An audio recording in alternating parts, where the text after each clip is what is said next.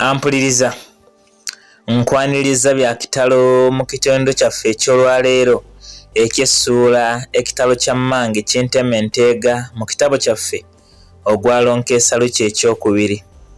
Mujjukire nti ekitundu ekiwedde era twabadde mu ssuula eno yennyini mwe twalabidde ebizibu nga byongedde okusemberera munnaffe, anti oluvannyuma lw'okudda eka n'asisinkana ebyali bitambula wabula nga tebirabwa, asalawo asooka adduka ewa nnyina amuyikiremu wabula n'asanga ng'akyali mu nnimiro.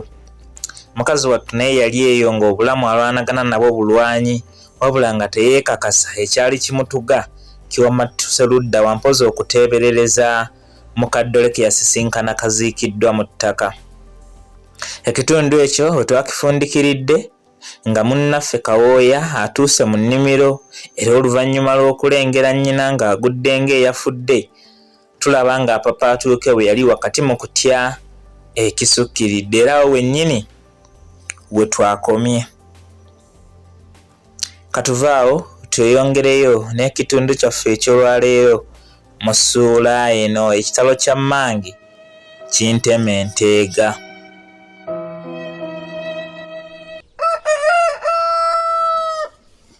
Nga mbulayo entangazi zo ntuukire ddala we yali, nali mmaze okutegeera nti eyali agudde mu bisuula si mulala mpozi eyannyonsa. Eyali ayanguwa n'adduka era okutuukira ddala nga mmulaba emikono asudde busuuzi atyo nga n'omukka asigadde kuzannya nagwo jangu onkwekule. Nze ekyokukola mu kaseera ako kyambula, mpozi okwemagaza ng'embwa erwazizza ginne saako n'okutunula ekiwekete. Neebuuza ekiyinza okuba nga kye kimuleetedde okubeera mu mbeera bw'etyo naye nga ntabulwa. Nalowooza nti oba gwali musota ogumubozze naye nga n'obukakafu sirina. Ekyokumusitula okumutwala ewaka nakyo nakirowoozaako naye era nakyo nga kifaanana okumutwala afiira eyo. Gw'ate nali mmutwalira Nakato nga yalina eddagala.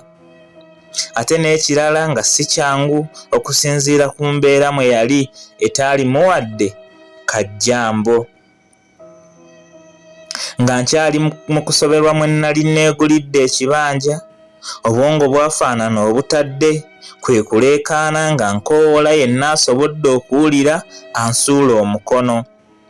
Era Mukama n'annyamba munnaffe Mabiriizi eyali mu kutema ebisagazi ku kibanja kyaffe kwennyini n'awulira. Ono naye yajja apapa olw'enduulu eyali mu kupapa nayo. Era olwatuuka n'ambuuza ensibuko y'ekyaliwo wabula nga nange sinnamanya. Era namutegeeza ng'ekibuuzo kye kimu ekyali kikyazannyira mu bwongo bwange. Mu kaseera kano embeera y'omuyi yali eyongedde okusajjuka era nga ddala yakatuubagiro kennyini embi ekulumisa ku ly'ogenda okukoza. Mu ssana eryali lyako okuyikiriza, munnange yasalawo tumuggyemu tumuteeke mu kasiikirize akaali okumpi awo nga bwe tuyiiya eky'okuzzaako. Era engeri nze obwongo gye bwali tebukyalina kye buyiiya, nalina kukola ekyo bwe tutyo ne tumusitula nga n'ebiyengeyenge bitandise okummera. Nga tumuggya wansi, yankwata omukono n'obunafu obuyitiridde nga bw'aŋŋamba nti, "Mwana wange bino byonna ggwe wabireeta."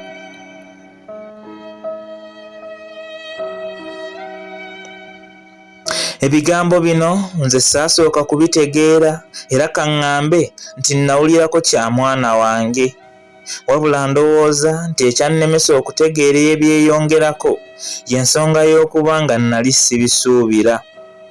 Naye munnange bwe twali ye yabinziriramu era nga ye bwe yali abiwulidde. Bino yabinziriramu Mmange tumaze okumutuusa mu kasiikirize ke twali tugenderera, wabula ndowooza nti singa yabiŋŋamba tetunnamutuusa era tetwandisobodde kuba byannafuye okukamala nga bindeetera okwesalira gwe nnali sinnategeera.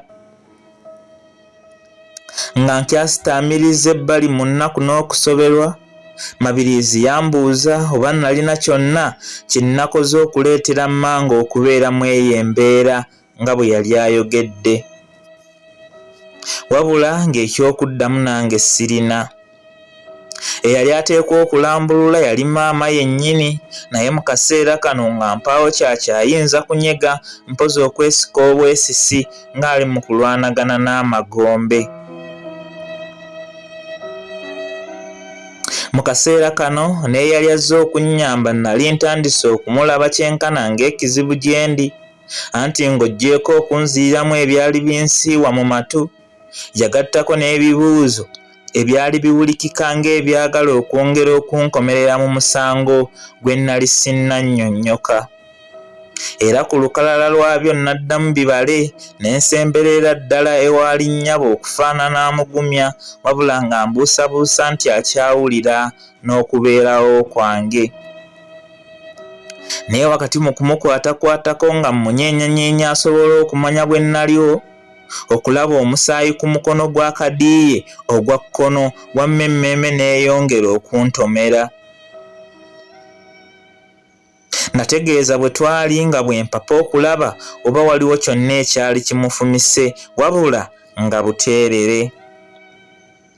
Nga njolekera okuddayo mu kutabulwa, ate munnange n'alaba omusaayi omungi ogwandi ku kigere, kwe kumbuuza ludda wanze gye nnali ngujje. Era wano bwe nalowooleza nti osanga ogwali ku mmange gwali guvudde ku nze mu butanwa kuba kuyiye ekiwundu kyali kimaze okumbulako. Ekibuuzo kye kyali kintuuseeko okumpa omusaayi saakyebalama. Eyali ambuuzizza ne mmutegeeza ng'olukato bwe lwali lunfumitidde mmange bwe yali alima. Ng'awulidde olukato yafaanana eyali mu kwesunga, kwe kuddamu n'ambuuza olwali lunfumise gye nnali nsudde. Okusinziira ku bukaatuufu bw'embeera mwe nali sisobola kumuddamu kibuuzo kya nkula eyo, anti nga ndaba eby'okunnakuwalirako abivuddeko. Olw'okuba yali ategedde we wanfumitidde, yasituka agenda akeberewo nga bw'agamba nti, Mukama nno singa nnyamba n'endulaba bannange, mukyala wange obuba bwalo bwamulemesa n'okuluka ekibbo mwanyigira emmere. Ebigambo bye byandekera nnakunsa, kuba mbutuufu okulowooza ku mmere mu mbeera eyaliwo ddala kyali tekinyuma, era byanzijukiza ngero gwe kitaliiridde nnyina. Nga yakatuukawo era nga tannanoonyeza wadde eddakiika, yali ambuuza nti, nga luddawa? Wabula ekibuuzo teyakimalaayo, ngenda okulengera ng'atambula okweyongerako mu maaso katono, bw'atyo n'akutama ng'alonda kye yali aluubirira. Ng'amaze okukinyweza mu ngalo yampita, wabula era saamuddamu, n'aweta ng'akutte kaddole omwali olukato, nange amaaso ne ngazza ku yali akaabya amaziga. Ng'anaatera okutuukira ddala we nnali yayimirira n'ambuuza nti,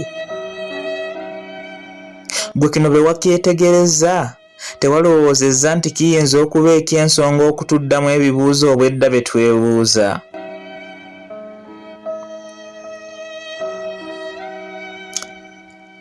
Ampuliriza, kulw'ensonga y'akadde nkusaba onzikirize. Ekitundu kyaffe eky'olwaleero mu ssuula eno, ekitalo kya mmange Kinteme Nteega, wano wennyini bwe tuba tukifundikirira, ate omulundi omulala bwe tunaava tweyongereyo n'essuula yaffe eno, tumanye biki ebyaddirira era wa gye byaggweera. Atakuumira mpeera, nga bulijjo nja kumusaba abankuumire, mubeere bulungi, mwenna mweraba.